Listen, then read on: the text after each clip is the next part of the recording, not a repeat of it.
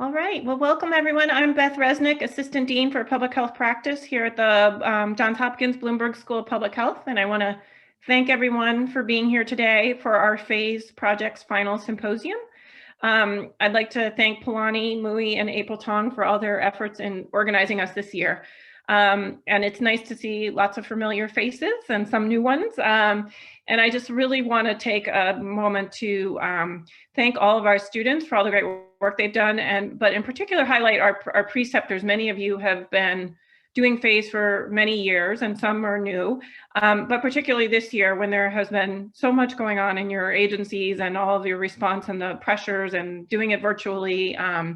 We always talk about, oh, it's so great to get a student to work on a project, but for those of us behind the scenes, we know how much work it is on the preceptor side, getting a project together and having time to mentor a student, especially during this tumultuous and very challenging year. So I want to thank all of you for all the work you've been doing to protect us all in our public health this year, and also for taking in our students and giving them the opportunities. We really, really appreciate it, particularly this year. I'm going to pass it to Erin Pennington from Maryland Department of Health, but I just want to highlight again, and now I should know, I forget now, is this our 18th, 20th year of phase? I need to look it up, but it's been many years and we're really something that we're super proud of in terms of no matter where our students move on, some of them stay in public health practice, some don't, but having this experience and knowledge, and especially I think we're seeing it in this pandemic, having partnerships and understanding how public health practice works is super important no matter where people land. So we really are very excited about the future of where our students will be headed off to, and appreciate everybody's participation. So with that, Erin, I'm going to pass to you. And I want to again thank you for all your help in shepherding across the Maryland Department of Health and with the different local health departments in Maryland too. Thank you so much. Well, good afternoon, everyone. Thanks, Beth. I'm Erin Pennington. I'm Chief of Staff for Deputy Secretary for Public Health Services, Dr. Jinlene Chan, and she's continuing to really lead and guide our state's response to the ongoing COVID-19 pandemic and the rollout of vaccination, but does send her well wishes and here kind of on her behalf, giving a couple remarks here.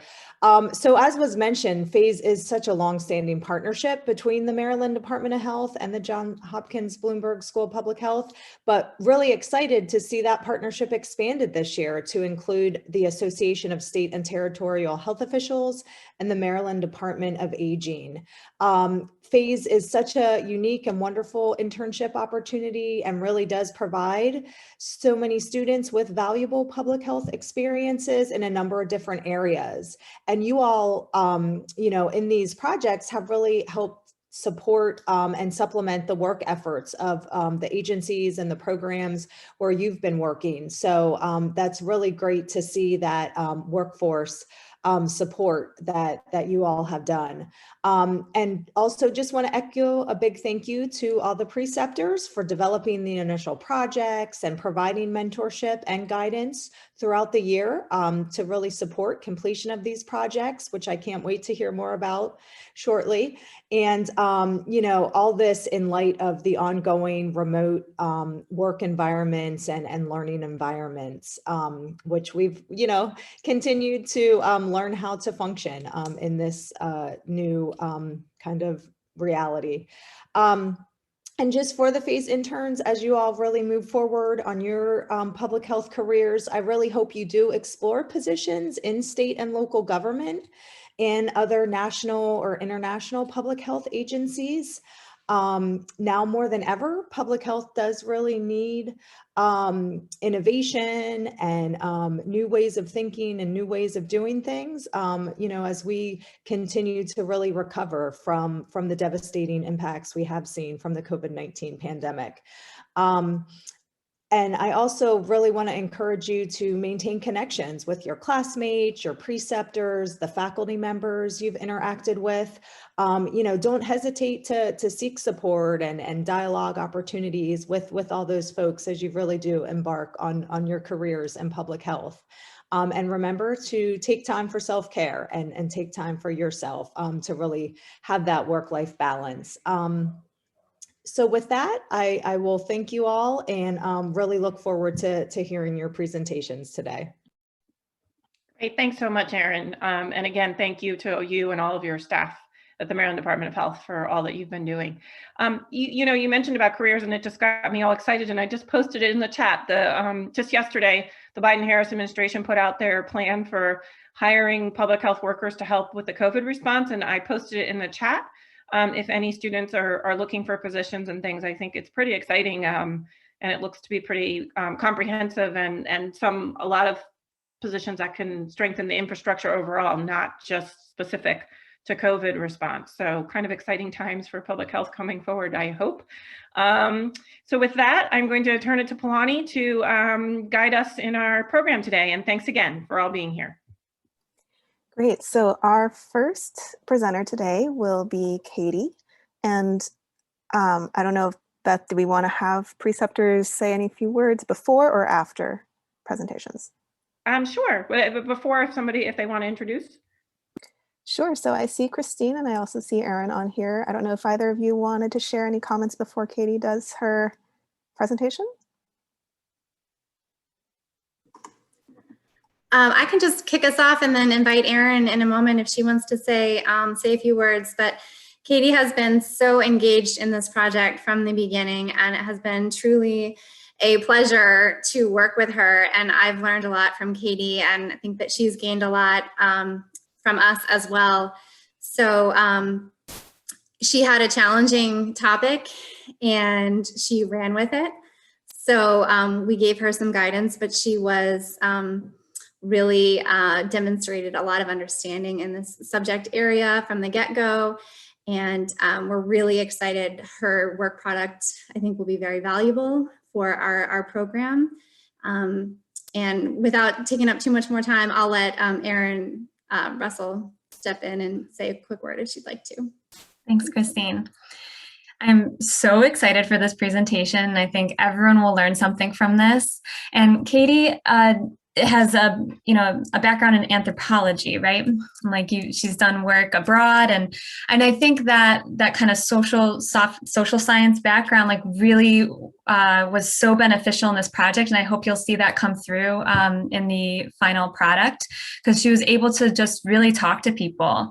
Everything in this the product and the information she's going to share is drawn from a diverse group of stakeholders who work with substance use disorder data products. And so it was just so exciting to be able to rely on someone with those strengths and have a very well-informed project by a variety of people. So Katie, take it away. All right, let me share my screen. Can you hear me all right? I know AirPods are tricky.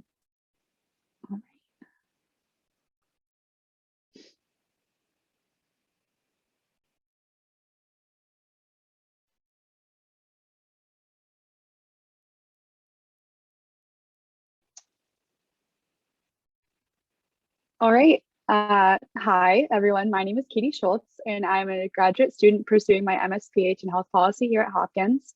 I'm excited to be here today, virtually sharing my project with you all. Words Matter, best practices for use of person first, positive language, and data reports on substance use disorder. I don't want to take up too much time, just a brief overview of where we're going today, but I really want to focus on the motivation behind this project and the findings in that best practice guide that you've heard a bit about already. So for those who are not familiar with Overdose Data to Action, OD2A is a multi-year cooperative agreement from the CDC that seeks to provide an interdisciplinary public health approach to the substance use overdose epidemic across the US. So this project supports that project within Maryland. And just from our introductory paperwork, I thought this quote, I think Christine wrote it, is pretty explanatory for the motivation behind this product. And this quote reads, data and data reports may be considered authoritative documents and resources. Ensuring that they are developed in person-first, non-stigmatizing language is a critical component to reducing stigma around substance use disorder. So as everyone here is probably aware, substance use disorder is incredibly stigmatized. And this stigma influences the entire continuum of care for people with substance use disorders. So that's from treatment, treatment seeking, treatment adherence and retention, all of these factors that really impact the individual's physical and mental health. And that's sort of what drew us to focusing on what can be done to address how we are presenting and the language we're using when we discuss substance use disorder. So the chart at the bottom, I actually just took a snapshot of an existing chart, and charts like these exist, and they sort of present the language that exists in pretty large circles, such as addict or user, and these stigmatizing terms. And then these charts present like better alternatives and sort of explain why. And this sort of just essentially explains how the words that we do use, intentionally, unintentionally, can elicit these negative associations. And so that inspired our project to speak with these data stewards and data users to understand the language we use and sort of how to best frame our language for everyone. So I do want to briefly touch upon a couple words I'll be using throughout the presentation, primarily data steward and data user. For data steward, that just refers to a person who ensures data quality, control, and oversight. So that includes epidemiologists and some of the more technical professions. I spoke with 6 or 7 individuals in that realm. And then data user, that is a person who utilizes data for programmatic and planning purposes. So that could be like a CBO type individual or someone who works with individuals who use substances, those types of professions. So I broke our methods into 4 main sections. The planning and preparation was primarily getting acquainted with background information. And then this primarily was our interview guide construction. And that was in order to fulfill the IRB research exemption protocols. And from there, I completed 8 key informant interviews over several months this winter, and then transcribed these. And then from those transcriptions, me and my 2 preceptors spent a lot of time reviewing those transcripts and synthesizing the themes and really pulling out the ideas and the quotes that could best explain how language is currently used and perhaps how language could better be used to not perpetuate the stigma that already exists for substance use disorder. And that led to the best practice guide construction. And now we are here in this dissemination phase of presenting this research. And also the resource that I did create will be included in the linkage to care toolkit. So I do want to touch upon some of the more specific findings from this study. And so we broke this down into bigger charts than this. I tried to condense it down as much as I could, but I didn't want to miss anything. For the sake of time, I do want to touch upon a couple of data steward themes and data user themes that really inspired the construction of the best practice guide. And I think one of the main themes from data stewards was this idea of recognizing the constraints of the role, in that this could be constraints due to funding and requests from like hierarching organizations that dictate how data is collected. And that could be the language that we use. So if substance abuse is the term within a document, and that's the term that an organization is told that they have to use, it's really difficult to change that language because of these overarching factors. And this idea of data in like a silo where there's less interaction with the individuals, and this sort of lack of formal education and training about language at this level.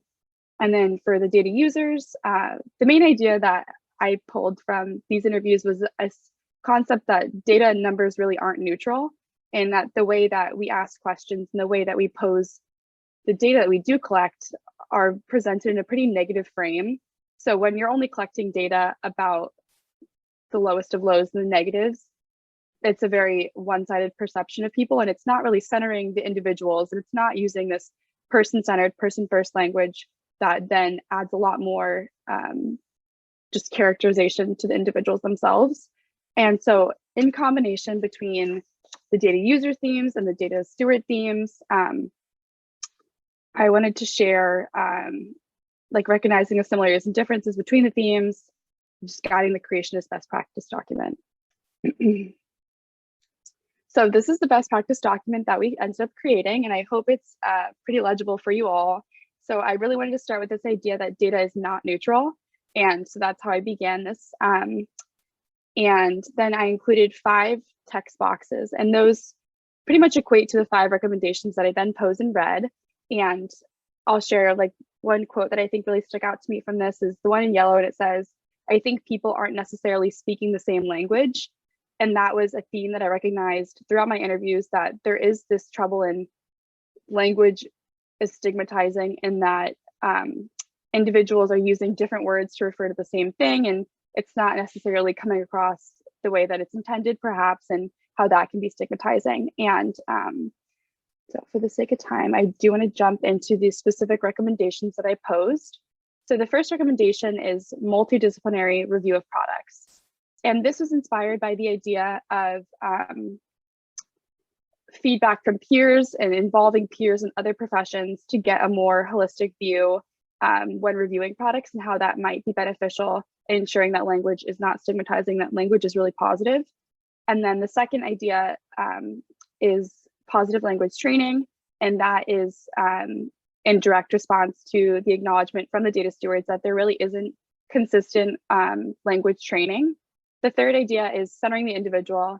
So this was inspired by the data users, and in these conversations, it was pretty clear that when speaking with individuals who use substances or people with substance use disorder, this person-first, person-centered language can make a difference in how an individual identifies, and that internalized stigma especially.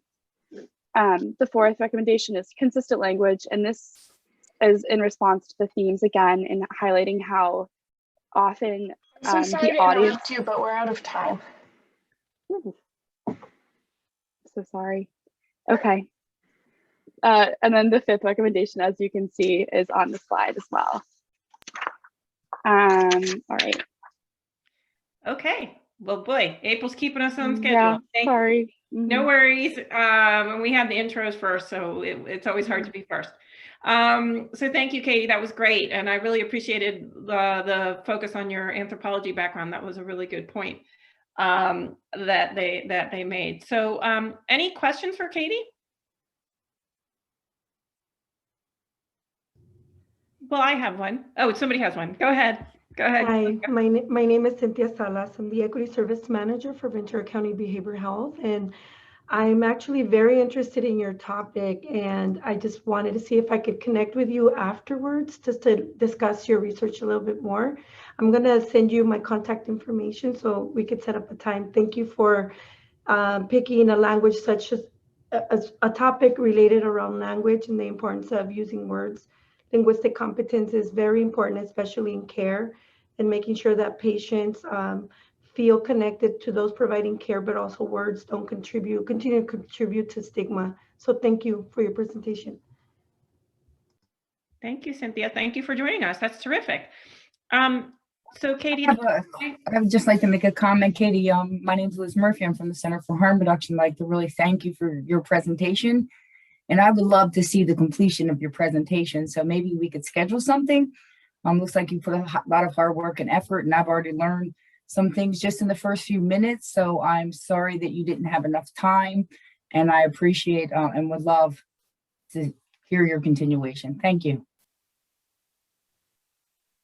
thanks. Great. Thanks, Liz. And we are going to be using the data product ongoing. So this is a project that really is going to affect the way we do business at the department. So I'm really just want to thank Katie again for her hard work.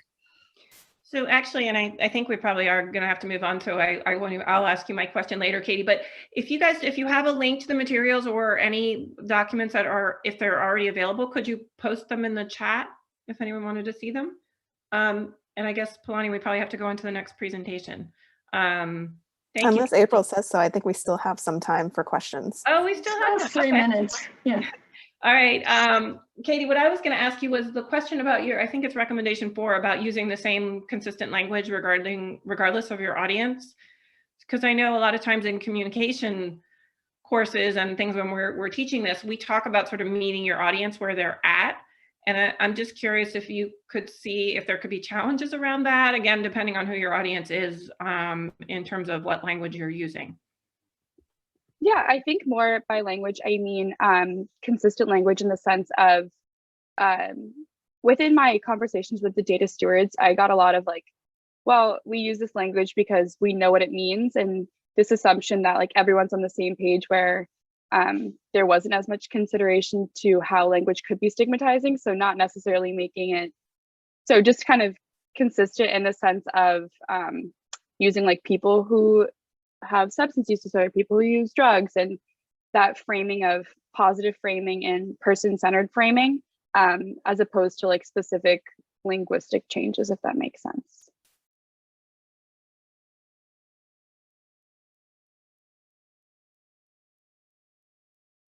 Beth, I think you're muted. I did. Yes, I know. You'd think I would have figured that out by now. Thank you, Katie. That did make sense. Does anyone else have other questions I wanted to ask? I have one. So since you didn't get to this part, I'll ask, what were some of the lessons that you learned or maybe some challenges that you faced in your project? Yeah, I think the biggest lesson I took away, I don't know if anyone noticed, but we actually changed the title from non-stigmatizing to positive language. And I think that that was one big frame that I took away from this and from my conversations, is this like move towards wellness. And so framing, like, instead of a person in long-term recovery, like this person's like making a move towards wellness, and these ideas of how we can make changes in how we're speaking about substance use disorder that are just a positive frame, and how that can be beneficial and non-stigmatizing without using the word non-stigmatizing, if that also makes sense. Yeah. Great, good point. I think we've all learned a lot about that in the last year for sure. So that's really helpful. I have a question as well. Yep, go ahead. Timothy Dupree.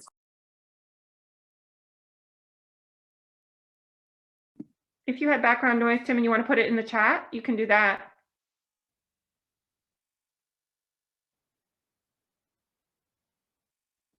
Did anyone else have a question?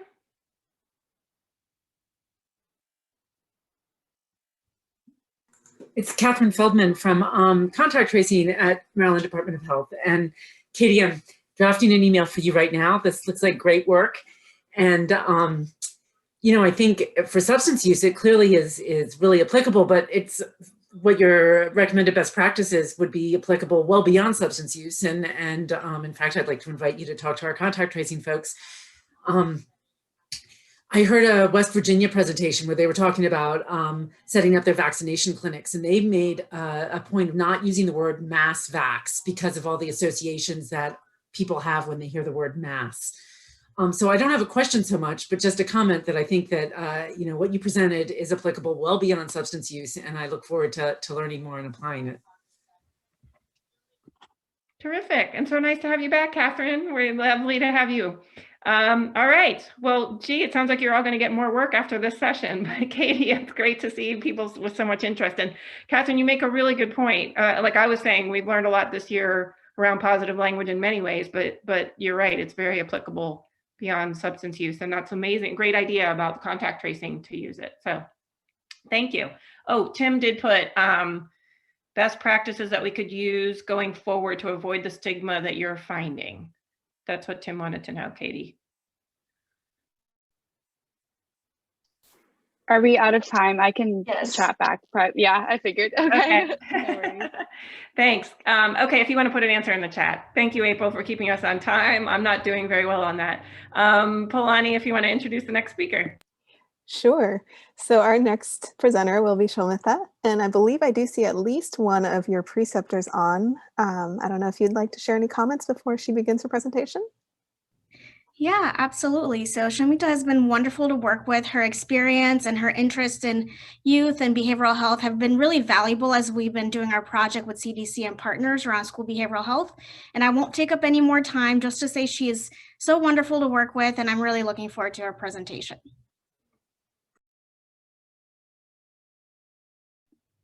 All right, should I go ahead and share my screen, Beth? Yep, go for it. Thank you. And thank you, Ayana. Right, can everyone see this and hear me okay?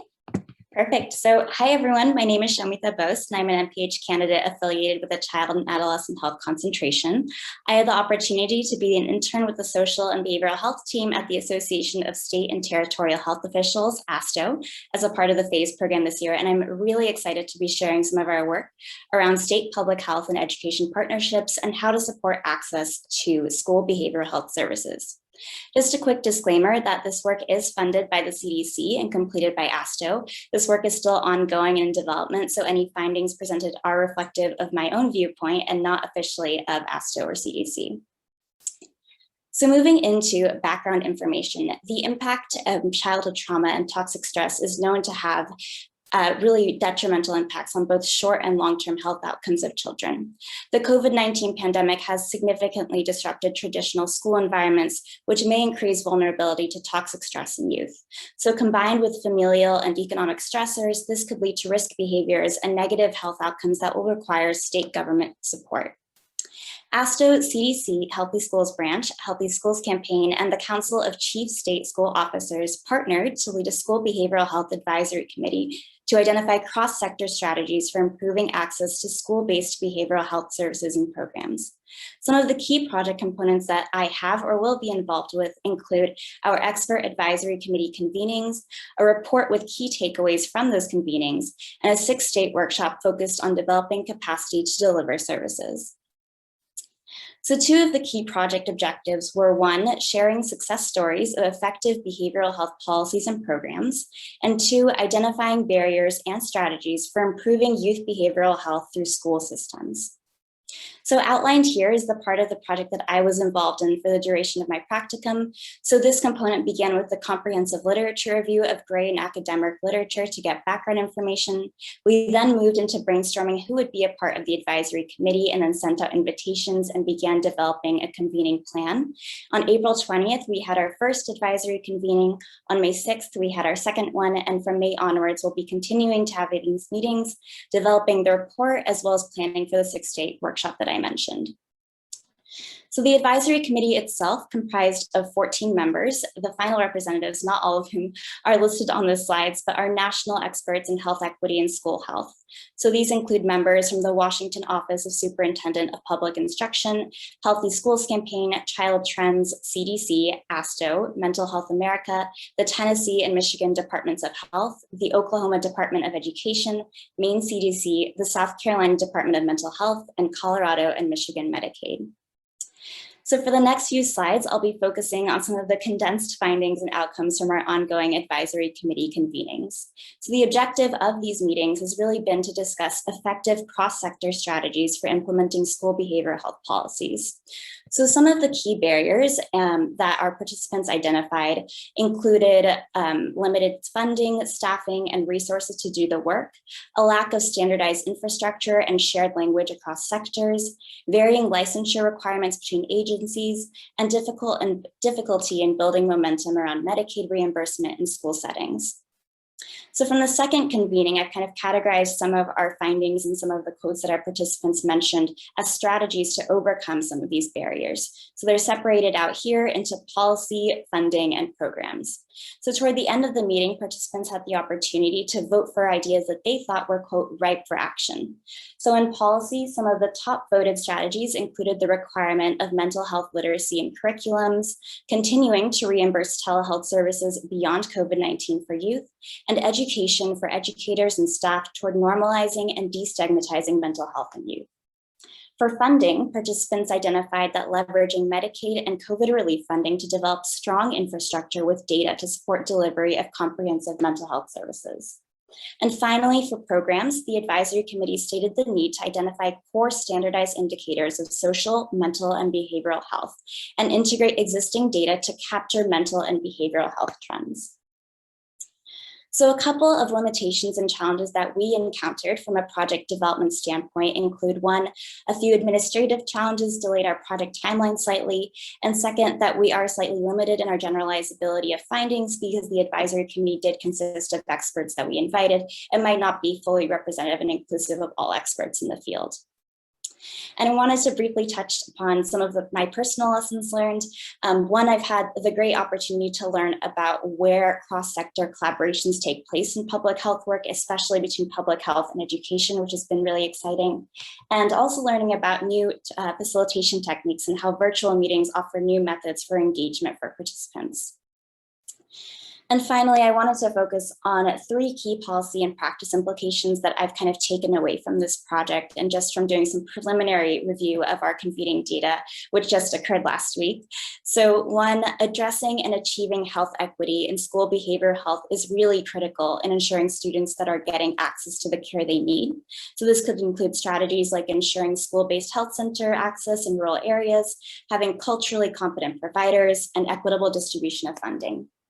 2, considering how to support and expand the workforce and thinking critically of who comprises the school behavioral health workforce, who is able to deliver these services, in addition to how to increase their capacity to do so. And 3, leveraging Medicaid and legislation to build state capacity to deliver services.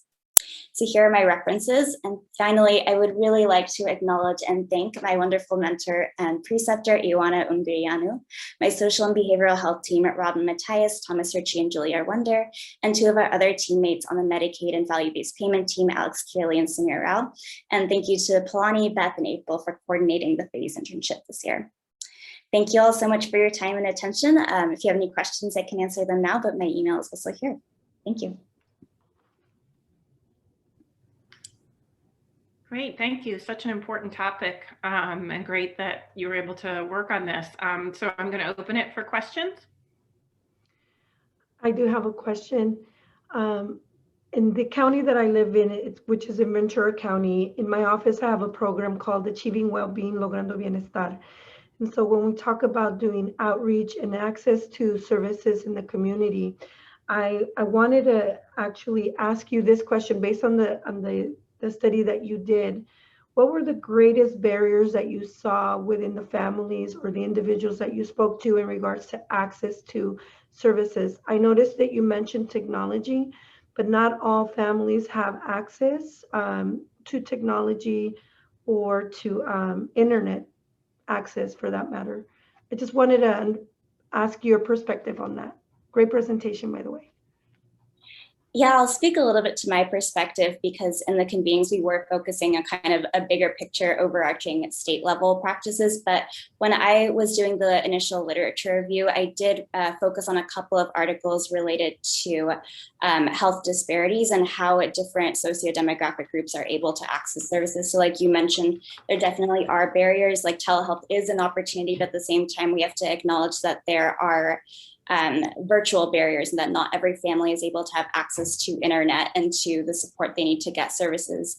But at the same time, I think there's, and this is my personal opinion and also just from reading, but in school-based health centers, I think it's a really great opportunity to meet students where they are. If they have transportation barriers to reaching your typical clinic practices, they can go to somewhere that's in their school environment. So hopefully in coming years, we continue to see support toward school-based clinics where students can get health services and mental health services just in a place that they spend a lot of hours of the day in, and hopefully address some of those disparities.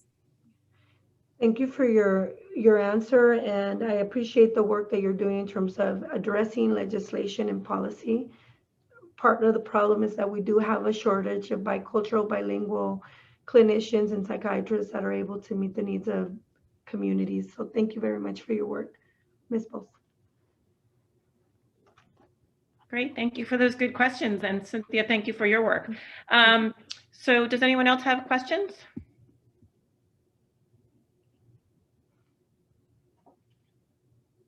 Well, I have one. You mentioned, Samita, about the one of the lessons learned and opportunities maybe was on the expansion of virtual meetings and things. So I'm curious about where you see, and you mentioned a little bit about this, but some people might not have access, but where do you see this moving sort of post-COVID? What opportunities do you see maybe that we could build on from what's been learned this past year? Yeah, so Beth, are you referring to opportunities specifically in school behavioral health or in kind of engagement in the work around it? Actually, both. Sure. So I think in terms of remote facilitation, we've been really interesting to see how we can engage different people. I think different people have different comfort in how they engage in virtual and physical environments. And so learning about, how breakout rooms can be used, how to pose different questions in written and vocal format has been interesting to see and really engage everyone as much as possible. And I think really quickly in the 1 minute that I have, a lot of the participants in our convening mentioned that while COVID has been a really challenging time, I think for the field that's already limited in resources, there have been immense opportunities that have grown from it. So with relation to telehealth, with relation to COVID relief funding, I think there's a lot of growth and opportunity that has come from it as well that's hopefully here to stay. So it's a bit of a condensed answer, but happy to type more or send an email after. Great, thanks, that was terrific. All right, Polani, you're going to take us to our next speaker? Sure. So our next two presenters actually worked with the same preceptor on the same program, but in two different kind of perspectives and approaches. And so those will be Baijan followed by Emily, but I'm actually going to give the floor to Grace if she has any comments to share before they start their presentations. Thank you, Polani. Good morning, everybody, or good afternoon. I'm Grace Spillhauer. I'm the director of the Community for Life program at the Maryland Department of Aging. And as Polani mentioned, I've had the pleasure of working with two phase students on the CFL program over the past year. Baijan has performed an interim evaluation of the program as it currently stands, and Emily has planned a long-term evaluation of our program that we will conduct in the future. So with that, I will turn it over to them.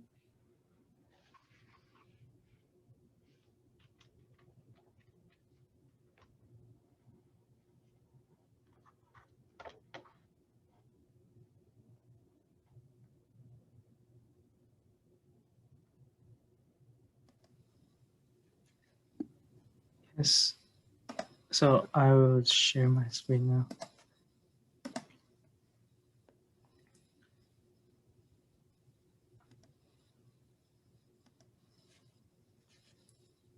Can you see my screen and hear my voice? Yep, you're good. Okay, thank you. So, hi everyone, my name is Baijan, and today I am going to present my internship project, the interim evaluation for the Maryland Community for Life program. And my preceptor is Ms. Grace Verhauer from Maryland Department of Aging. And I will have a brief introduction to the program and the evaluation design. And then I will focus on the finding of my project. And then I will talk about the limitations and challenges in the project. So Maryland Community for Life is developed by the Maryland Department of Aging to support older Marylanders as they age at home. And aging in place is important for the older population because it means that they can live independently and comfortably at home and avoid the high cost in the nursing facilities. And this program has 3 core services: home maintenance, service navigation, and transportation to prevent falls, frauds, and isolation in the older populations. And my goal of this project is to conduct the interim evaluation for the program. And this is the distribution of CFL programs in Maryland currently. So the logic model here describes the program, and it presents the shared connections among the input, activities, output, and the short-term effects of the program. And my evaluation will assess the program's implementation, effectiveness, and the context. And for each part, we develop a set of evaluation questions to evaluate the program. So this is a part of the evaluation questions, and each question is linked with the potential data sources and the data collection methods to answer these questions. For example, for the first question, we want to know the demographic characteristics of the members, and these questions can be potentially answered by the register record or the follow-up survey data. And now I will share my findings of the projects. So the first, how is the implementation of this program? So for the survey, there are 42 respondents and the response rate is 27%. And this is the summary of the characteristics of the members' respondents. And about how did they learn about this program? They mainly knew about this program from the referral of their family and friends and the advertisement from the aging service providers like the local government or the nonprofit providers. And the trend of the membership can reflect the quality of the implementation. So we can see that from the beginning to the of CFL to the end of the 2020, the trend of number of membership is increasing and the number kept stable in 2020. So it indicates that the service is still good even during the COVID-19 pandemic. And the members' attitudes also reflects the quality of implementation directly. So the service navigation service has the highest rate of satisfaction, while the home maintenance has the lowest rate. But for all three services, the dissatisfaction rate were low, and helpful, professional, and kind appeared most frequently among those who rated satisfied.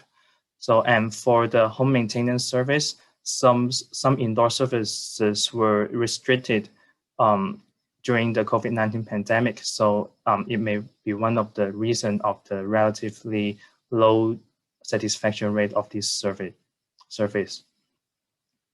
And from the service provider's point of view, all of them are satisfied with the core services, and they agree that Community for Life helps members age in place. They also think that the services are put into places as originally intended. And then for the utilization of the core services, I calculated the average number of service per member per month based on the service record, because it is more accurate than the self-report record. And we can see that the service navigation service is most frequently used by the members, and the rank of the service utilization is actually aligned with the service satisfaction. So we can infer that the service satisfaction is actually associated with the number of the service utilization. And for the effectiveness evaluation, due to the limited data sources, we could only use the survey data to answer these questions.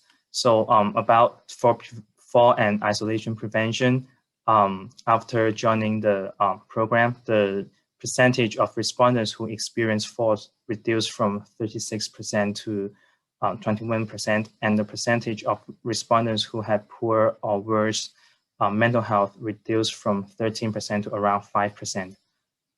And about the fraud prevention, around 14.3% of respondents reported that service navigators had identified fraud for them, which indicates that at least six potential fraud has been prevented. But however, only 47 of the respondents reported that they received information regarding the fraud prevention. And I think it is not high, and we need to improve these proportion. And for the context evaluation, in terms of the financial condition, at the present stage, we find that most jurisdictions still relies on the state government funding for a part of their program revenue, and the proportion of the membership fee is small. But we think this is normal because they are all the program is at the early stage and it needs time to be self-sufficient. And these are some similar programs to the CFL program and some potential new practices that can be used to improve the program. There are some limitations of our project. So first of all, the number of the membership is small. So the survey sample size is small, and the response rate is low. So which make the sample size even smaller. And the accuracy of the survey data is affected by the memory of the members, and the older they are the older population, so the bias may exist, and the data sources are limited. So actually, it is hard for us to evaluate the effectiveness of the services. So we can have a conclusion here that CFL has been well implemented, and it tends to effectively prevent false frauds and isolations and help members age in place. And for the improvements, we can improve the fraud prevention information shared with members by service navigators and improve or expand the service needed in home maintenance and transportation service. And here I want to thank my preceptor Grace and my group member Emily and the FACE faculty for facilitating this great program. And thank you for listening, and I'm open to any questions. Great. Thank you so much, Bajun. That was really interesting. And again, I guess all of the topics are important, but so important, especially this past year as the elderly were so isolated and so vulnerable.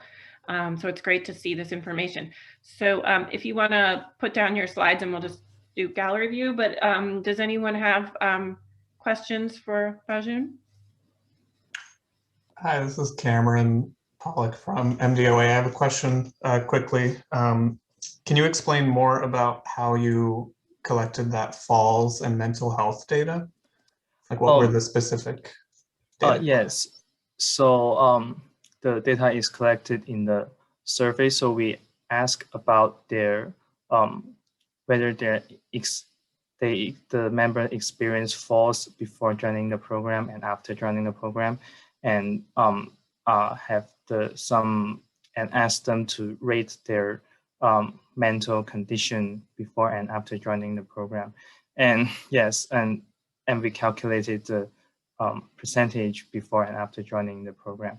So yes, I think the data is limited, and yeah, but it shows the trend of the reduce in the falls and the poor mental condition. Thank you. And I had a question, Bajun, about the eligibility for the program. Is there criteria for who can join, or is it open to anyone who's still a senior in their home?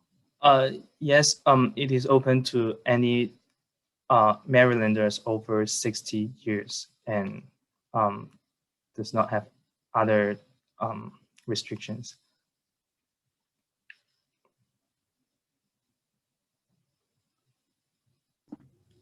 Great. Any other questions? I have one question. Thank you again for this wonderful presentation. I wanted to ask you what, when you were measuring their mental health, were there particular types of mental illness that you were looking for? Was it in just a general pre-screening? Were you looking at specifically specific severe mental illness, moderate, mild?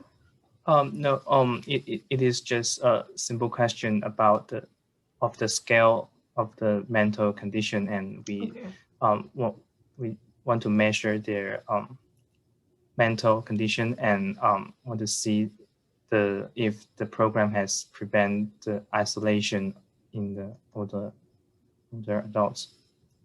Thank you. That answered my question. Thank you.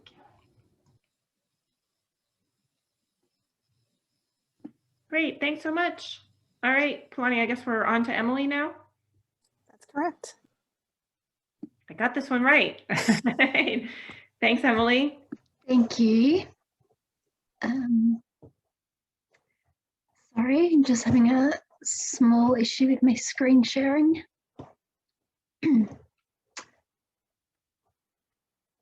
No worries, because we're actually a minute ahead, so you're good. Okay, there you go. That's good to know. Can everyone see that now? Yep, all good. Okay, so hi everyone, and thank you very much to Bajun for providing the introduction to the Community for Life program. As was mentioned, my role was to develop a long-term evaluation plan. So as we all know, when we are doing program evaluation, it's really best practice to start this process really early in the life of a project. And so for that reason, this is a prospective evaluation plan but we haven't actually conducted any of the data, well, some of it's ongoing data collection, but the evaluation actually won't be conducted until sometime in the future. In terms of the objectives of this project, we wanted to assess the process, outcome, and economic impact of the Community for Life program, identify barriers and enablers to achieving the intended outcomes, identify efficiencies and strategies for really optimizing the sustainability and scalability of the program, and identify other issues to inform further policy development. So we hope that we'll see these policy and practice outcomes in the long term towards the overall goal of improving quality of life for older adults. And the deliverable was an evaluation plan of the Community for Life program.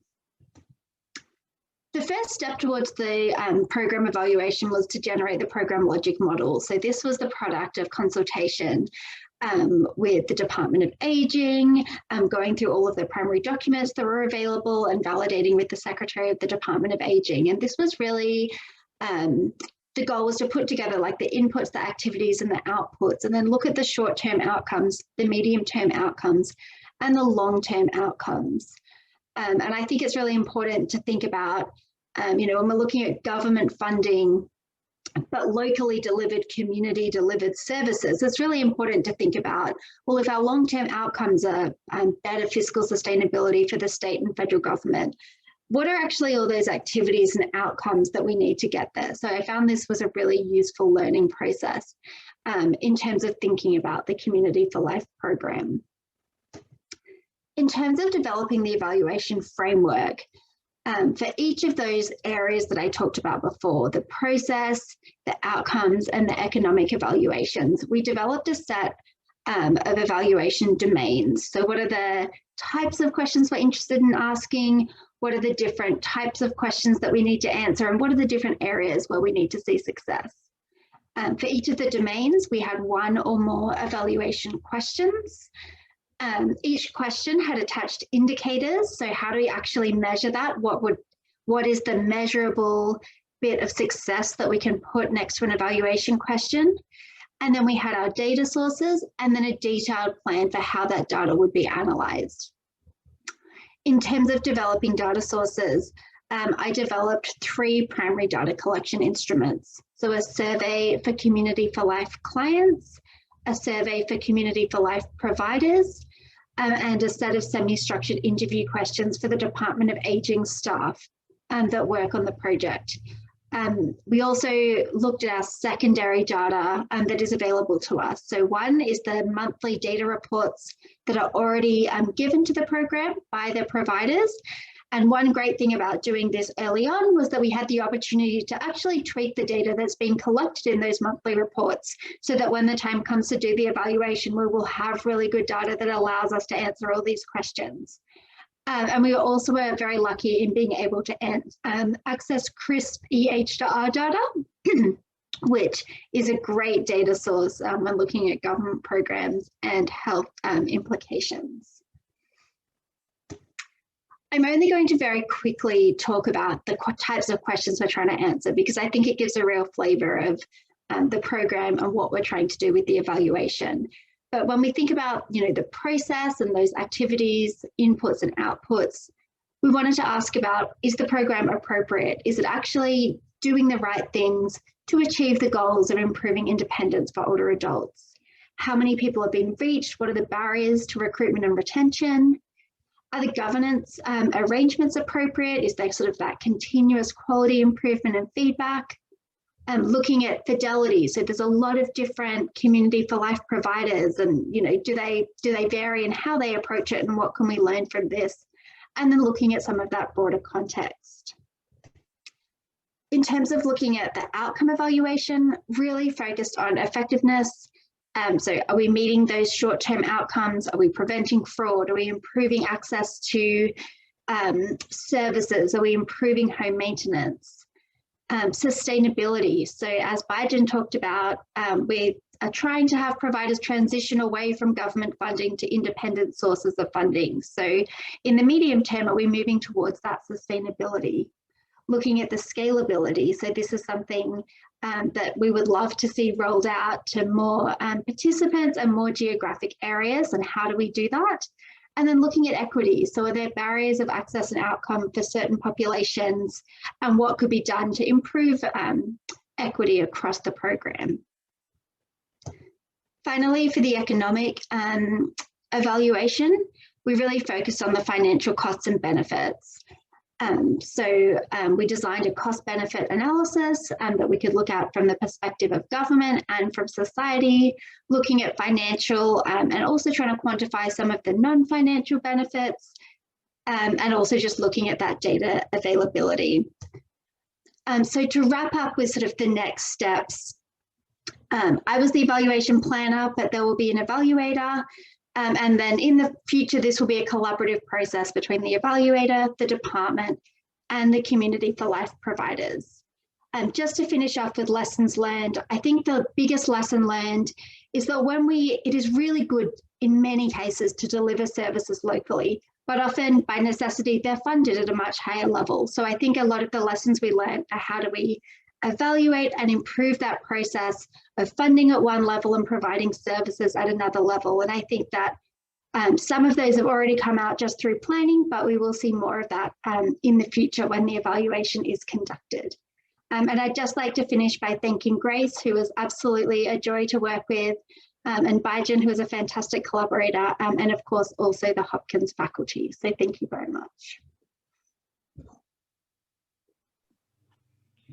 Wonderful, thanks. It's great to hear both your presentations and how you took a little bit different, approaches and looked at different things. So, very exciting and impressive work from you both. Thank you.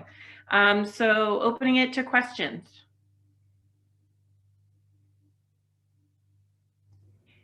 So I have a quick one, Emily. You talked a little bit about scalability.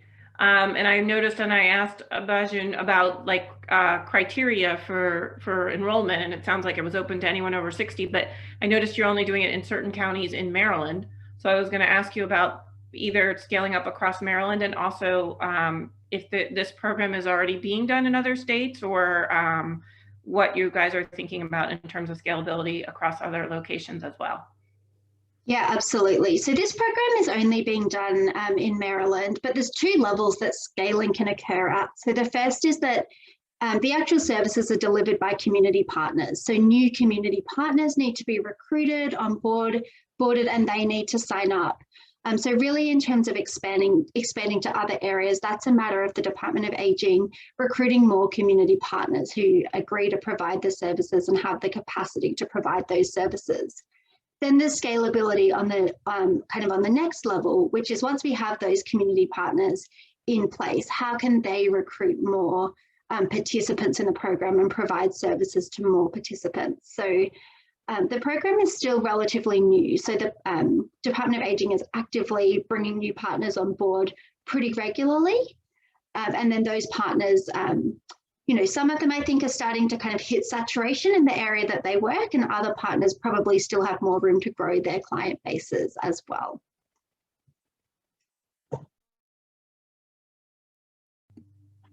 Great, thanks. Other questions? Hi, I really liked your program logic model in the beginning, and would just be curious to hear more about how it was built. Was that informed by the interviews, or was that sort of the pre-interview process? Yeah, so it was a little bit of a combination of interviews with Department of Aging staff, program staff, and then also a review of, we have a lot of primary documents from about exactly what services are provided and what the goals are, and kind of a lot of feedback from community providers through those documents as well. So a little bit of consultation with everyone, and then a lot of tweaking and refining and iterations of that model as well. It looked really great, thanks. I just have a comment. I just want to say thank you for the work that you're doing to support our elderly community. Many times they're overlooked, and I just want to say thank you for your presentation. It was well put together, and for your contributions in making sure that equitable services reach this part of our community. Thank you.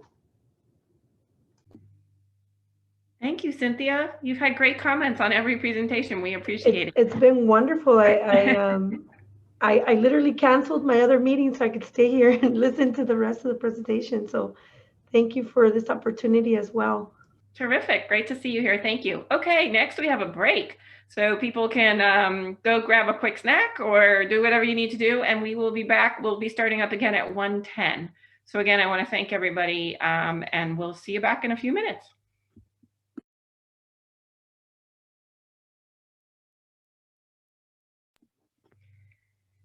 All right, everyone, welcome back. Hope everyone had a good break. We are ready to continue on. So for anyone who maybe is joining us new, this is again the phase final symposium. I'm Beth Resnick, Assistant Dean for Public Health Practice and Training. Thank you guys for being here. I'm gonna turn it over to Palani to introduce our next speaker.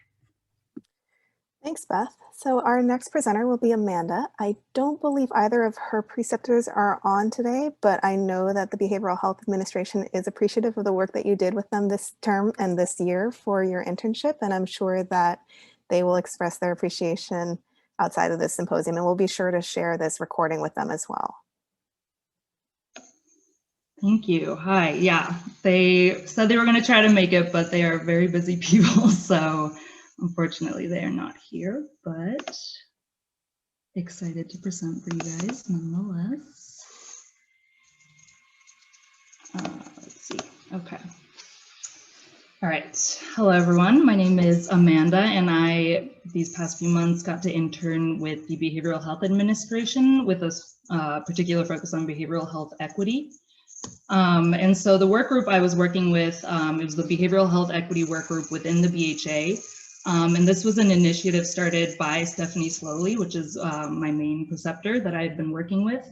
And she wanted to create this work group pretty much in response to the events over this past year of 2020, starting with, George Floyd, and then of course the pandemic, which really just exacerbated a lot of health disparities, obviously not only here in Baltimore, but nationwide. And so she wanted to create this group to more directly address what the BHA was doing to promote equity here in Maryland, and then to also advocate for and create equitable access to behavioral health services for minority populations.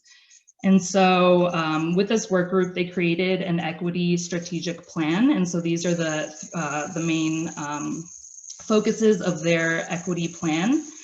So data and evaluation, funding and resources, policies and procedures, partnership and collaboration. And then these last two you see in red, highlighted in red, are the ones that I worked most closely with. So it's a group focusing on program development and implementation, and awareness outreach and community engagement. So just a little overview of my role. It was a little all over the place. I did a lot of little things. But again, I worked mostly with those two key subcommittees from that strategic plan, the awareness, outreach, and community engagement. I engaged a lot in their meetings, and I was kind of like a liaison between the subcommittees and reported back to Stephanie. And a key activity for the awareness, outreach, and community engagement was brown bag lunch activities, which were obviously virtual this year, community activities that focused, so each month had kind of a different topic. So last month we focused on microaggressions, and we held different community talks and invited different speakers and focused on educating the community about microaggressions. And then for program development and implementation, the focus was on learning about how we can promote equity through the language that we use in organizations, at universities, in the health sector. So I did a lot of research for them, looking at how different organizations incorporate equity-focused language and signage into the work that they're doing. And then I also worked a lot with helping planning for the BHA annual conference. So this is an annual conference that they hold every year, and so it was held on May 5th of this month. And we had monthly planning meetings, and we worked on the selection of speakers and topics for the conference. And this was a great learning experience for me because it really just involved doing a lot of research on different speakers. And so we ended up choosing Joy DeGroux as our keynote speaker, who does a lot of work on racism and trauma. And it was really cool to get to be a part of that work. And then I also helped Stephanie. She had a kind of workshop with healthcare workers, specifically looking at mental health for healthcare workers. And so I helped her with that workshop and doing a lot of research for that presentation as well on mental health strategies that focuses specifically on healthcare workers, which was really cool to be a part of, especially, you know, with the pandemic and everything. This is definitely a very important topic, and it's definitely overlooked a lot because healthcare workers are always taking care of other people, but very rarely take care of their own mental health. And so it was a great project to be a part of as well. So some of my key deliverables, so we actually held, so last month we held an open house for all our key stakeholders to engage them in the equity work that we're doing. So this involved a range of different stakeholders, from representatives from universities, historically Black colleges, and then also some nonprofit organizations in Maryland. So a whole range of different stakeholders we had at this open house, and I created kind of like a one-pager explaining what our work is at the behavioral, our work around behavioral health equity, and that we then distributed to these stakeholders before our open house. And then I also got to lead kind of like a stakeholder reflection activity at the open house, which was really great. And then I've also been working on creating kind of like an internal quarterly report. So I've been engaging with all the different subcommittees of this strategic plan and putting together a quarterly report, sort of summarizing everything that has been done so far from this work group, and highlighting next steps and activities that will be coming in the future. So some limitations and challenges of this work: definitely the virtual setting was a big challenge, but I think it definitely had its pros and cons. But I think it was definitely very challenging at the beginning to really get a sense of the work and how everything kind of connected and how the different subcommittees work together. Since I was working with so many different subcommittees, it was very difficult with a virtual setting to kind of understand how each of the parts fit together. And so it definitely took a lot more time to get comfortable with the work, I would say, through the virtual setting. And then just competing schedules, as you can see, since my preceptors aren't here, I think we're both very busy. So just like finding good times to meet has been challenging, but I think the virtual setting helped with that because you know, we could just set up quick meetings here and there when it worked for us. And then just equity work in general, I think right now with the pandemic has been challenging. Just, I think emotionally it takes a toll. But I think the team that I got to work with has been phenomenal, and I wouldn't have wanted to do this work with anyone else. I think they really, you know, in all our meetings, there was always time for reflection and checking in with each other and making sure everyone was feeling okay. So it was great. And then for lessons learned, I feel like this experience definitely expanded my understanding of health equity. I've definitely done a lot of equity work in the past, but never with a specific focus on behavioral health. So that was really cool. And most of my work has also been, so prior to this, I was a Peace Corps volunteer in Cameroon where I did a lot of equity focused work, but this was a more global perspective. So it was great to get this experience here in Baltimore with a more local perspective. And also conference planning was something I've never really done before. So getting to be involved in that whole planning process of like the BHA annual conference, and then also some of the smaller brown bag activities that I was involved with was really great. And then just real quick, I think I'm running out of time, but for practical implications and looking forward, these are some of my key takeaways from some of the work that I did and some of the research I was doing. First of all, that equity reform really needs to be intentional and structural. So especially in like the health system, going back to that mental health with health workers, I think, you know, it's not something that it's not just an individual level. We can't just individually say like, oh, okay, I'm going to treat people equally. It's more, it needs to be a structural reform from within the organizations and the systems that are creating these inequities. And there needs to be active community engagement when promoting equitable access. So a big issue was that, you know, some of these minority groups don't even know how or where to access some of these behavioral health services that they need. And so just really playing an active role in reaching out to the communities and the minority groups that need the care. And then also equity extends beyond the health system. So a lot of our key stakeholders, like I said, are representatives in universities and nonprofits. And so it's not just within health, but it extends beyond that as well. And so just a big thank you to Stephanie and Angela, my two preceptors, and the whole BHA equity team. It's been really great working with them. And then of course the phase team as well, April and Polani, thank you so much. Great, thank you, Amanda. It's great to hear your work, and I love how you played out your whole strategic plan so we could see how it fits into the big picture. Really, really great work. Thank you so much. You already did take your slides down, so I wanted to see if anyone had any questions or comments. I had a question. I want to applaud you for bringing the stakeholder group together as someone that does equity work directly. That's very important. But I do have a question around the historically Black colleges and universities. Were they representation come from administration, or was it the student community? It was more from the administration, and I think a lot, again, going back to kind of that key takeaway that equity reform needs to be structural, and so it was, I think we really wanted to focus more on like the administrative side of things, just so to promote bigger, more structural change rather than just talking to students about equity. Right, and the only reason I point that out is because the structure and strategies and policies that are created, you should always consider those that are going to be impacted directly. But I think that you started at the top, which is important to get buy-in from leadership, which was excellent. So I just want to say thank you for your contributions. Thank you. That's a great point about systems change, also talking to the people who are impacted. So, and Amanda, I think you did a great job when you contrasted to your Peace Corps work that, equity is such a contextual type thing that, in each location, it's going to be very different.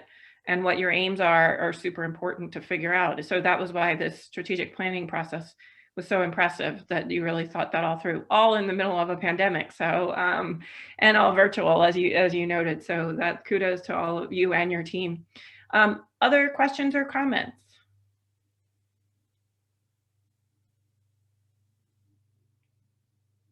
Okay, well, thank you so much, Amanda.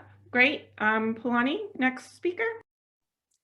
So our next presenter is Amelia, and I know both of her preceptors are on. So Cameron and LaTanya, I'm not sure if you wanted to share any comments, but I also, before you do so, I just wanted to give a shout out to Cameron. So Cameron is actually someone who was one of our former phase interns who then became a preceptor. And so he's very familiar with our program. He did phase in 2017, actually. So it's been a while, but you've then now precepted for 2 of our students over the past 2 years, and we're hoping that you'll continue to partner with us moving forward as well. Absolutely, yeah, thank you. I love the phase program. Everybody here should stay involved if you can. Stay in Maryland after your grad studies. Come work for the state. We need your talents and all of your hard work. So yeah, it's been a pleasure working with Amelia, my second phase intern.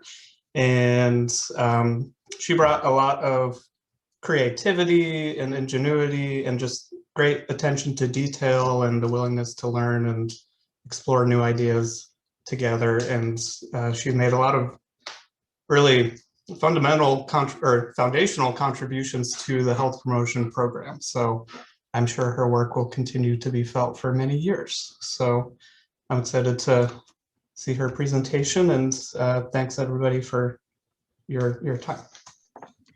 Yeah, hi. I just want to just pop in and just say it has been an absolute pleasure having you with us, Amelia. Thank you. It's been a pleasure working with both of you. Yeah, it really, really has. And so you've taught me some new things that I didn't know. So anyway, I'm excited. So I will get off. Okay. Good. Okay. Just getting this set up here. Okay. Thank you so much. That was really great. Okay, I'll start off. Hi, everyone. As you know, my name is Amelia Murphy, and I'm an MPH MBA student who has worked with the Maryland Department of Aging this past year on a project to enhance the sustainability and effectiveness of the state's health promotion programs. My preceptors are Cameron Pollock and Latanya Clark. I'm going to start off today by explaining the background of this work. The Older Americans Act provides funding for evidence-based programs that improve health for older adults. There's an official definition for what evidence-based means, and the Department of Health and Human Services has a registry of these programs. On the right, you can see them here, from chronic disease self-management to exercise programs like Senior Fit. There's a vast aging network across the US. The federal funds go to the states, who then have these things called area agencies on aging that use the funding to provide local services to older adults. In Maryland, we have 19 area agencies on aging, AAAs for short, and they're in charge of running the evidence-based health promotion programs within their counties. You can see all the AAAs on the map right here. The state also has set up a nonprofit called the Living Well Center for Excellence that facilitates program licensing, training, and partnerships for the AAAs. Next, we'll move on to the methods. I started out by analyzing the semi-annual health promotion program report data that aging agencies submit to the state twice per year. This is when I noticed some inconsistencies in the data reporting methods. When I presented this data analysis to the aging agencies, it was the first time they had really seen the data presented back to them in relation to other AAAs, and they were confused by some of the numbers. This highlighted a problem that the aging agencies were disconnected from the larger data process, and we wanted to know how can we better involve them. Here's the current SurveyMonkey form that they all fill out when completing the semi-annual report. It's a nice form, but all of the detailed instructions are on the intro page, which is hard to refer back to when filling out the form, so definitions are often lost. And many coordinators were getting confused when having to calculate numbers from other pages.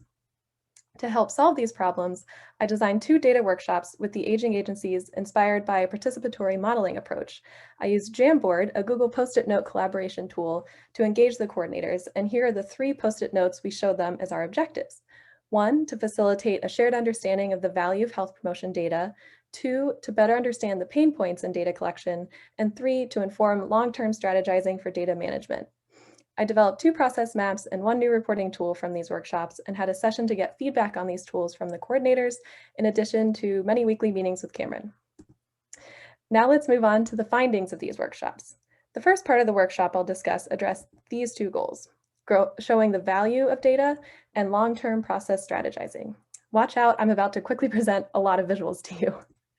To show the value of collecting all this data, we had the coordinators brainstorm the benefits of having health program data. These are all Post-it notes from the coordinators themselves organized into larger themes. To better understand the process of collecting all this data, we had the coordinators brainstorm all the types of data they collect, all the collection system they use, and then all the reports they have to complete at the end of it. That created this colorful process map, which I then organized into the streamlined version on the right. And from here, we wanted to dissect these processes a bit more into 2 specific maps that I'll go more in detail on. First, I mapped out the individual's journey through the system and where the data goes. You can see they enter at the top left here from a doctor referral or another source. Then they go through a registration process with registration and consent forms. And once they complete the program, they fill out evaluation forms. The data from all of these forms go into various data management software, which is then packaged for different reports at the local, state, and federal level. We also have a thick blue arrow here showing how in the future this data can be integrated with CRISP, Maryland's Health Information Exchange, and the broader healthcare network. The second process map involves the relationship between the aging agencies and the Living Well Center. And this map really highlights the bidirectional flow of data between the AAAs and Living Well as between some of the reports at the bottom here. We also show the larger benefits of this data in the blue boxes at the very bottom. And on the right, we see how the semi-annual report I talked about earlier informs the health promotion dashboard. I'll discuss the dashboard a bit at the end, but it basically aggregates all this data alongside county level demographic and health data to inform technical assistance. So during our feedback session with the coordinators, most of them said these maps reflected their process, and for the few that said it was slightly different, we were able to have a great discussion about how to incorporate their suggestions. The second part of the workshops addressed these 2 goals: to better understand the pain points and long-term strategizing. We asked about specific pain points the coordinators face when collecting the reporting and of the data. You can see here that they're overwhelmed with too many data systems, lack of consistent reports, a lack of staff time, but the majority of the Post-it notes fell under the yellow lack of consistent definitions and confusing instructions. This leads us into program improvement. First, a note that the process itself was improvement. Fostering coordinators' participation built their engagement in the data collection process. And the exercise of mapping out how the data flows through the system helped educate coordinators on the tangible benefits of their work. Now let's talk about the solution. I designed a new Excel-based semi-annual report tool to replace the SurveyMonkey form and address the pain points brought up in the data workshops.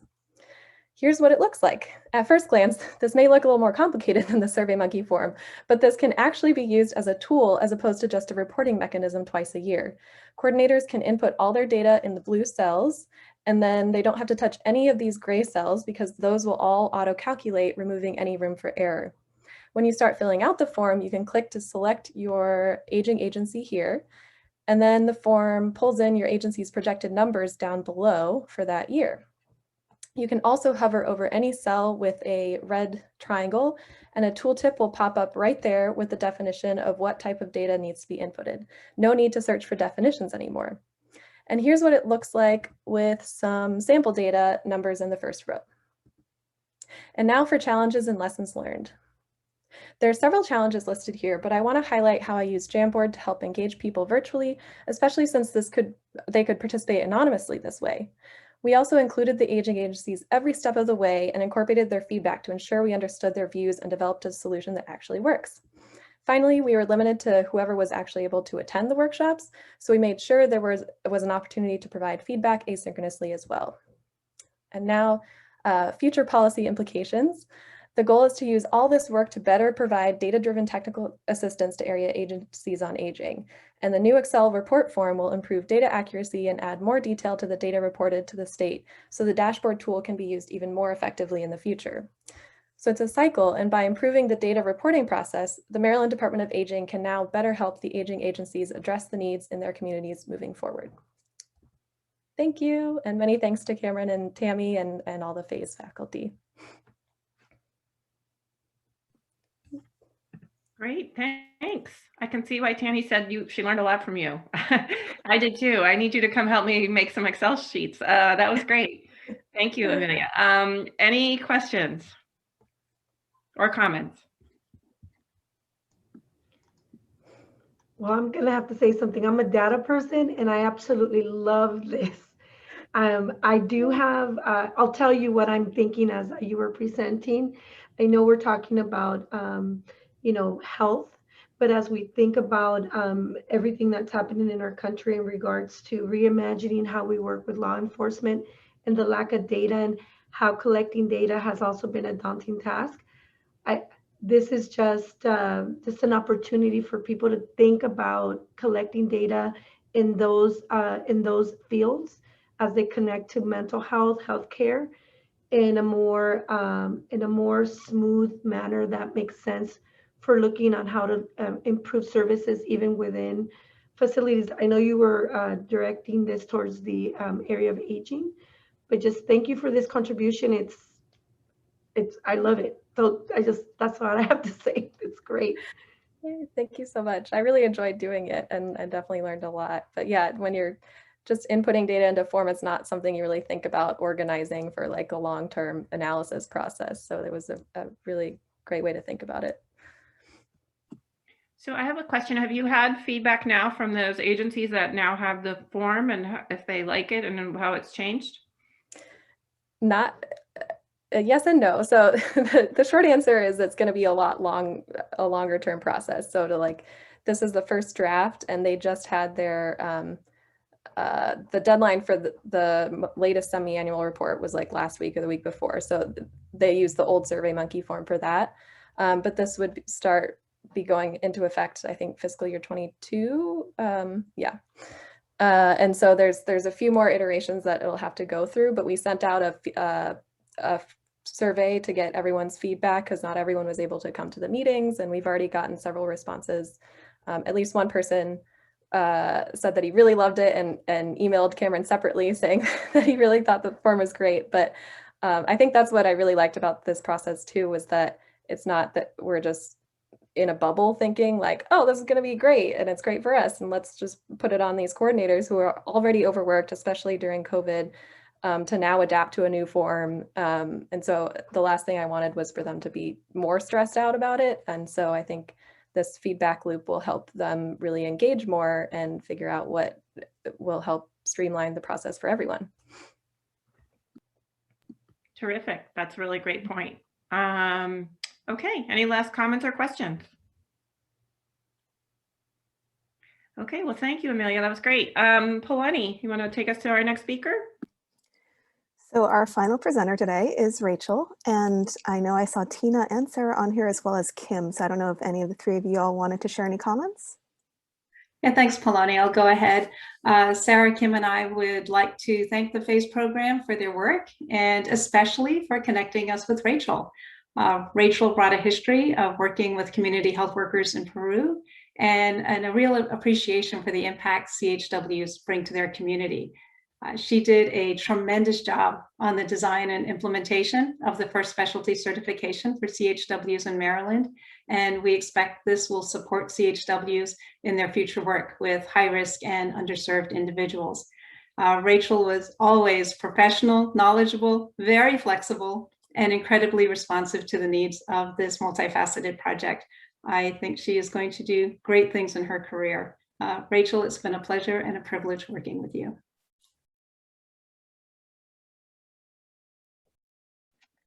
Thank you so much, Tina. That was so kind. It's been a pleasure working with you as well. So let me just share my screen and hold on one second.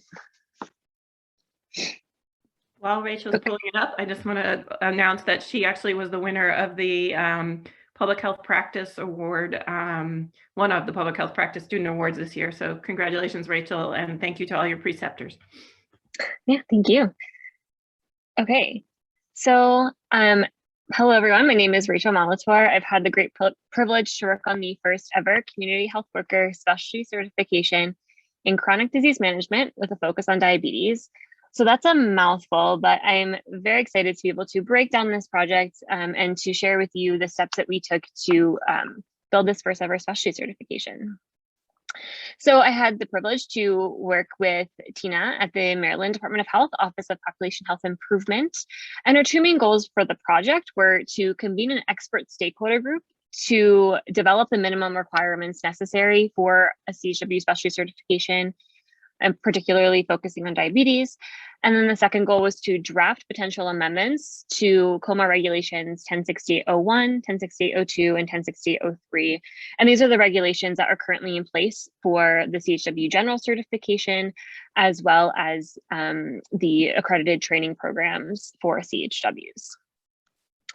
So the approach and plan that we took is first, I'd just like to say that this is a plan that will hopefully be used in the future as the CHW program rolls out further specialty certifications. So we started with a literature review, and this literature review really looked at the current landscape of specialty certifications in the US. And then we worked with to develop and hold 3 expert stakeholder meetings with some certified community health workers, as well as licensed healthcare professionals to really flesh out the requirements for the certification. And then after the meetings, it collected and analyzed feedback from the stakeholder group to write a policy proposal. And now we're currently in the phase of sending the recommendations out to external subject matter experts within the Maryland Department of Health for more feedback. And then on Monday, I'm going to be presenting the recommendations to the CHW Advisory Committee for more feedback. And after we get all this feedback and the recommendations, we're going to complete the process and to amend the COMA regulations. So I want to delve a little bit into the literature review and what I found, because this has some significant impacts for how this special certification can impact policy in the future. So here you see a map of general certification status by state. And so you see the green and the blue states are the 20 states that currently offer general certifications. With the yellow and the orange states, there are 18 of them that currently are considering general certifications. So of the 20 green and blue states, there are only 3 states that currently offer specialty certifications. And those 3 states are Rhode Island, Indiana, and New Mexico. Out of these 3 states, New Mexico is the only state that currently has regulation in place for the specialty certification. And as you can see as well, the requirements vary significantly by state. So for instruction, the hours vary from 12 hours to 40 hours, with the experience varying from 0 to 500 hours. So really, when we were starting this process here in Maryland, we really had to start from scratch. There really wasn't a precedent to go off of. So it made it very interesting, but it was also why we had a wonderful stakeholder group that really helped us work through and think through what the minimum requirements should look like here in Maryland. So as I said before, we had a stakeholder group of 13 members, with 5 members being from or 12 members, I believe, sorry. Yeah, 12 members, with 5 of them, 5 being certified community health workers, with 1 of them being from the CHW Advisory Committee. We also had a member from a local health department who worked on the Maryland Diabetes Action Plan for the local health department. And we also had 6 licensed healthcare professionals from varying specialties that all had experience in working with patients with diabetes. So we had several goals we had 3 meetings in total, and each meeting had specific goals in order to really nail down these requirements. So for meeting 1, we focused on just really orienting our stakeholders to what the process would be like, and then we focused on domains. So what should the topics in diabetes should the community health workers know and understand for this certification? Meeting 2 focused on the minimum hours of instruction and the minimum hours of experience necessary.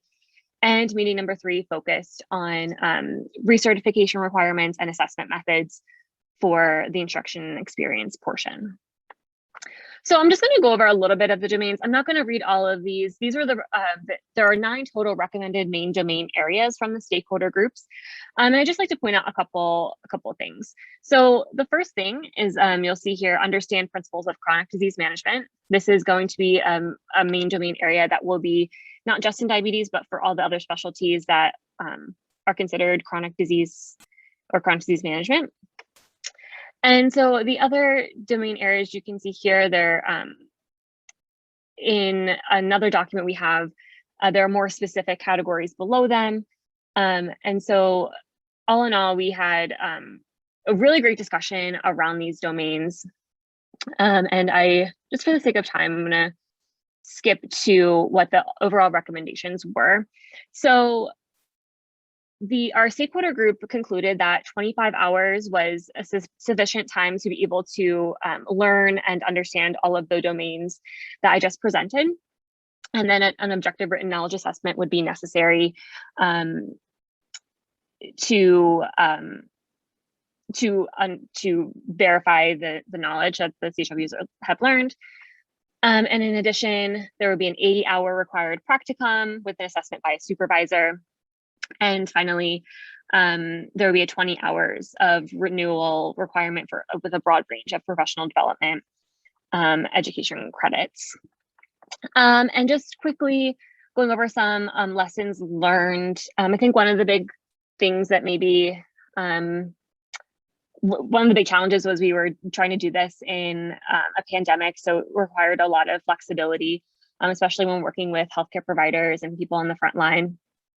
And finally, if there was anything we could do differently, I would say include a survey maybe at the beginning of the process, just so that we could be really understanding what certified CHWs on the ground need from a specialty certification, and what the requirements could be to help them best develop their career into the future.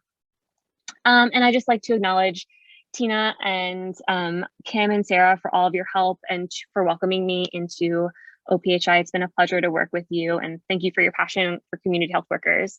It's been wonderful working on the project. Great, thank you, Rachel. Really interesting and exciting to see this moving forward as we had prior phase projects and also some of our public health practice working on some of the legislation around this to get it off the ground. So it's really exciting to see these next steps. So comments or questions?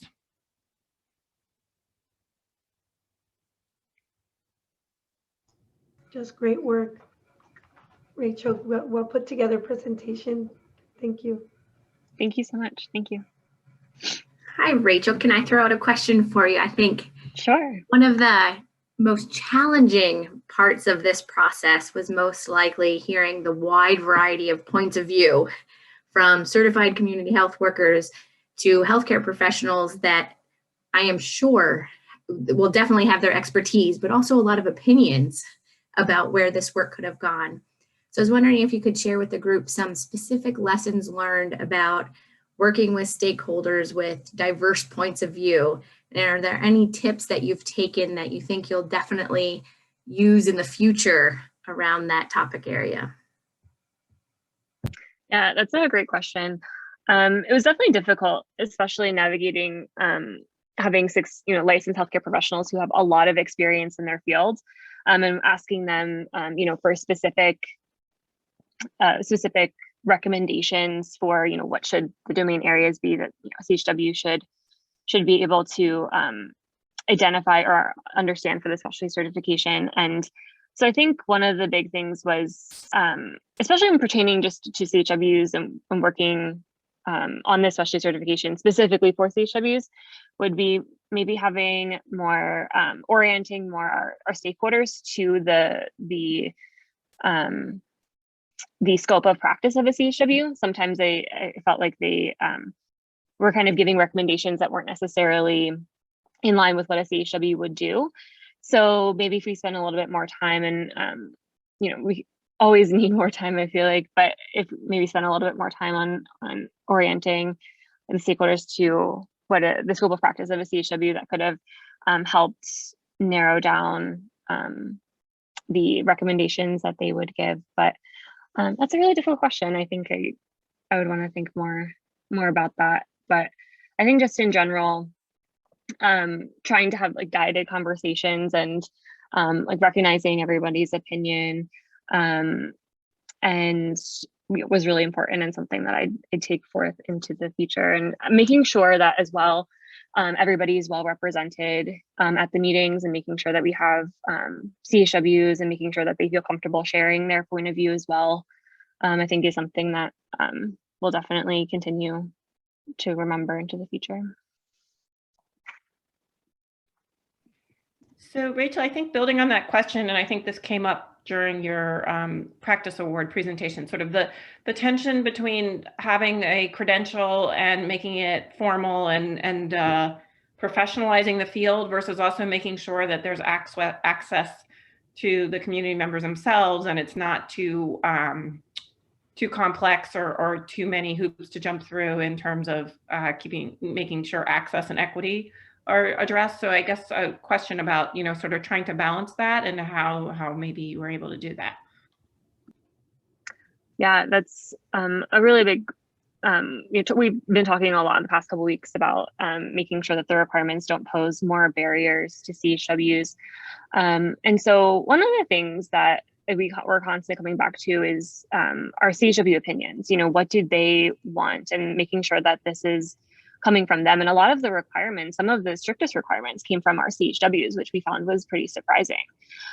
So we'll be really interested to go back to the CHW advisory committee and to hear what they said. But I think when it comes to, or to hear what they say and see what feedback they have about the requirements, I think when it comes down to it, just constantly reminding and centering the CHW opinion, and kind of really understanding, what do they want from the requirements and what do they need in order to help them develop their careers. And this is something that the certification came from them, really, from the very beginning. CHWs have really wanted the certification and want a specialty certification now. So just making sure that anything we do is coming from CHWs themselves.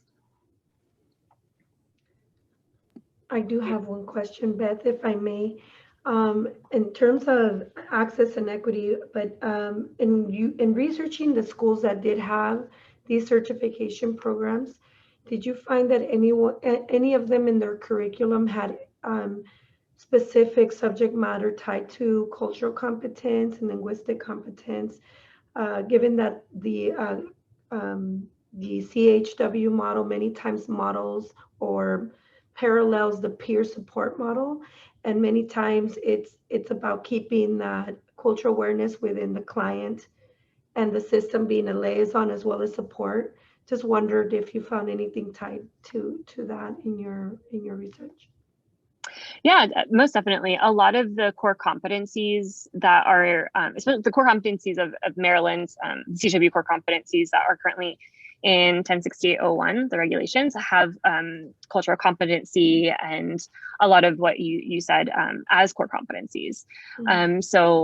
And that is something that is reflected in the training programs here in Maryland. They must include those core competencies and teach those core competencies. So, and that is something as well that is represented in a lot of the general certifications.